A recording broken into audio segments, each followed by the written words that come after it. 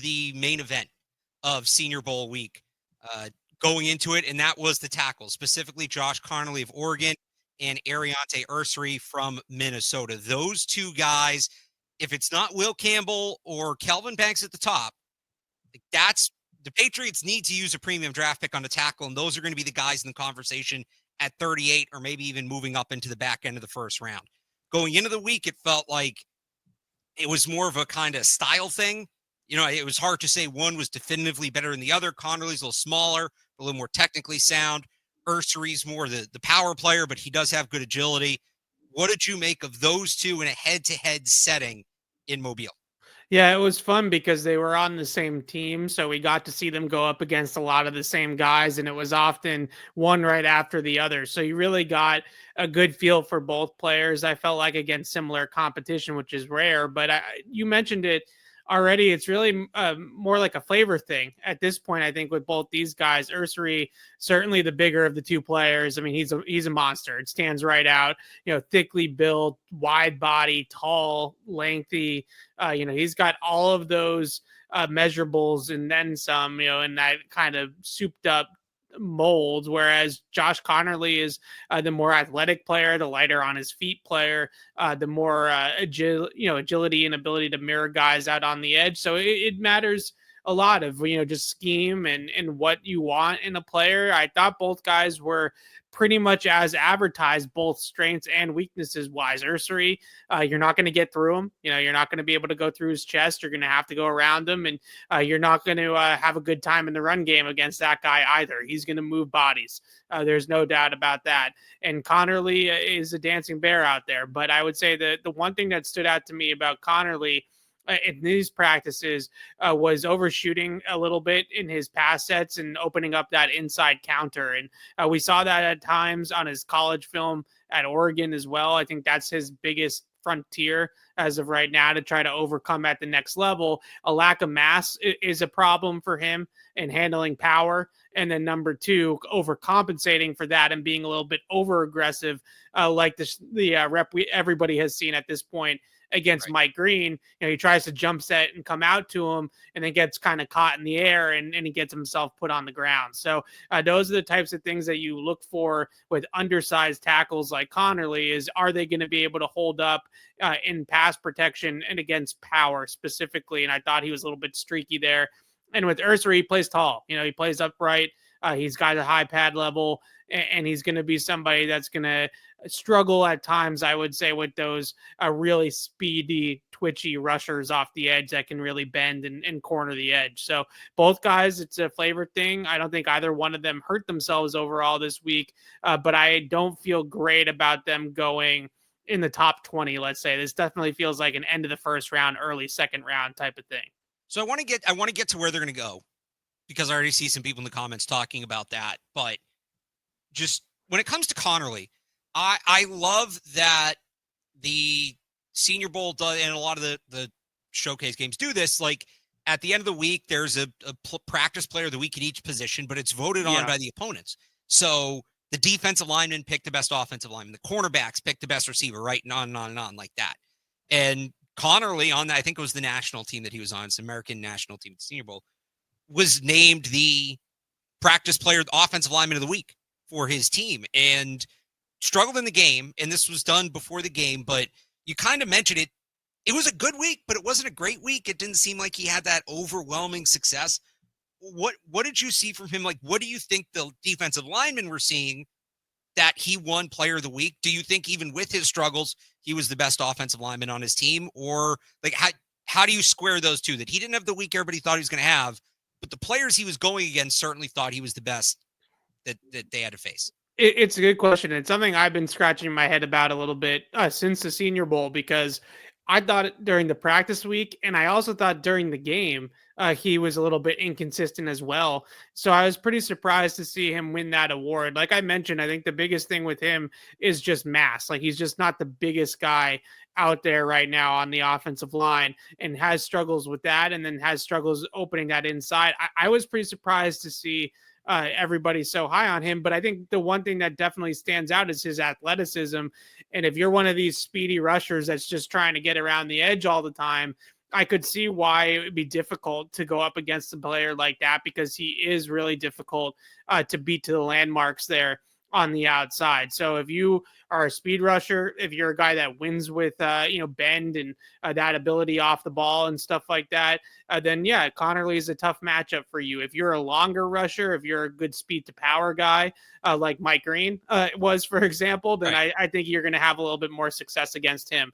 So that's an interesting thing. I think there were a couple of guys, and I'm sure we'll get to a few of the other ones, that won those awards that were voted on by their teammates as the best players in practice, that I was a little surprised about. Real quick, as we wrap it up on these two, and then there's one more tackle or two more tackles I want to talk about. So I kind of gave that whole spiel off the top, right? That this is we're talking about guys with the second pick. If it's not a tackle at the top of the draft, if it's not a tackle at 4, then these are the guys you're looking at. Do you think they are in play at 38? Do you think there's a chance coming away from the Senior Bowl, Ursery and or Connerly, like maybe both of them get there to 38? Do you think the Patriots will have to trade up, and how high would they have to trade up to get, I mean, at least one of them, or potentially trade up to get the top of the 2 that they want? Yeah, I would say in a normal year, yeah, that they would definitely both be in play at 38. What I worry about in this year particularly, and we've talked a lot about this on our other show, is just quarterbacks. Like, there's not going to be a ton of Sketch22 Patriots.com. I didn't want to shamelessly plug it too well, but quarterbacks, like the quarterbacks that go in the first round, how many are there going to even really be in the first round? Right. When you have a year like last year, where there's 5 quarterbacks, 6 quarterbacks going in round 1, it just kind of pushes all the position players down the board a little bit. This year, if there's only 2 quarterbacks that go in round 1, then are you really going to get that same run of tackles like, let's say, we did last year when it was Kingsley Sumatia and Patrick Paul, and obviously Caden Wallace to the Patriots, and the kid from TCU I'm breaking on that went to Washington. Coleman. Those guys, Brendan Coleman, exactly. Like, those guys all fell a little bit, I feel like, because of all the quarterbacks that went early.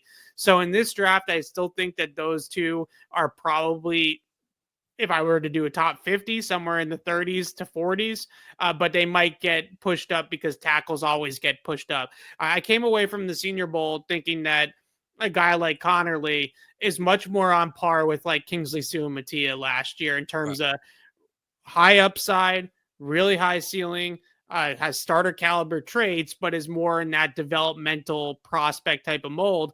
And I think Patrick Paul is a decent comp for Ursery. Like, both guys are big guys, certainly have the measurables and all of that, but are a little stiffer. So I think that if it was last year, I would say, yeah, 38. Yeah, those guys would definitely be there. This year in a weaker top of the draft, I'm not so sure. Any other tackles? Like, all right, so those guys are going to fly up the board. So you figure other tackles fly up. That's what happened with Caden Wallace last year. Projected 3rd round pick, projected day 3 pick goes at the end of day 2. Who else from that position stood out to you as maybe, all right, if they don't address it at the top, or let's be realistic, what they should be looking at, if they want to double up, because they need depth. They don't just need starters, they need depth too. Who else stood out to you as, now we're talking about true project players, but a good project? Anthony Belton from NC State. I'm pretty much with everybody on this one. I thought he was really good throughout the week. Another one of those guys that's got really great raw power and size and mass to his frame, and isn't going to be easy to move, and is going to move people in the run game. Really projects to me as a prototypical Josh McDaniels right tackle. Like we've known from the right tackle spot in the past. For New England, a Marcus Cannon, like that type of player, right? I feel like Belton's right in that same category as those guys. So if they kind of go back to those molds of what they used to be on the offensive line, now that they're in that system again, I could definitely see Anthony Belton being the guy. Anthony Belton next to Mike Onwenu on the right side is going to move some people. And I know they just drafted Caden Wallace, and that might some people have pause about the fact that they're kind of double dipping on that skill set, if you will. But I really liked what I saw from Belton. I think he definitely solidified himself as a top 100 guy coming off the Senior Bowl. And if we want to go a little bit further down the board, I really liked what I saw from Carson Vizin from Alabama A&M. HBCU guy, but really talented. This is exactly what the Senior Bowl is all about, right? You go and see these smaller school guys perform really well.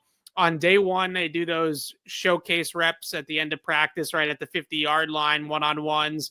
And he stonewalled the kid from A&M. I'm terrible at names today. Well, there were a couple. Was it Shamar Stewart? Shamar Stewart. Yep. Yeah. Shamar Stewart.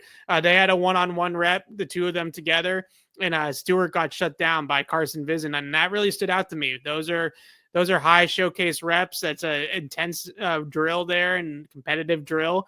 And not only did he stonewall him, but he let him hear about it afterwards, which I like a little bit from my offensive lineman. You want a little nasty there. Absolutely. I'm with you. So I like both players. The thing to me about Belton and where Caden Wallace comes in, and people who've watched me or listened to me know I'm like generally anti-tackles moving sides, but I think with a guy like Belton, you're moving left to right, which is easier. And let's say it does work out with Caden Wallace. Like they need backups. In Belton, with his experience on the left side and his physical prototype fit on the right side, I think like obviously could be a bust, but like worst case scenario, assuming you develop him correctly, you have a high level swing tackle.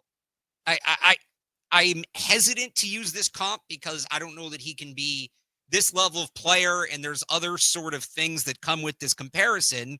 But you look at the way they use Trent Brown, who was an oversized tackle, who was a good athlete from his size, who had the understanding to play both positions and was able to seamlessly move back and forth, at least on the field. He may not have loved it, but he was able to do it. He held his own in that regard. Like I look at Belton and, you got to interview him and see where he's at in terms of the playbook and learning both positions. But like, I look at Belton in a Trent Brown kind of mold. I think he's not Trent Brown at his peak was, am I nuts to say a top 5 tackle in football? Like that 2018 season, he was unbelievable. He was very good. Top 7. Yeah. But like, I think Belton can be that kind of guy where, all right, we need you on the right side, but there's a chance we're going to have to move you to left or whatever. Like he gives you flexibility. And I don't like that being plan A. Like I felt like that's what it was last year with multiple guys. And I don't love that being plan A. But if you have that in your back pocket, if he can be a solid right tackle for you and, our left tackle is going to miss 3 games because he rolled his ankle, we're going to move him over there and he's not going to miss a beat. Like there's value in a guy like that. So I really like Belton in that regard.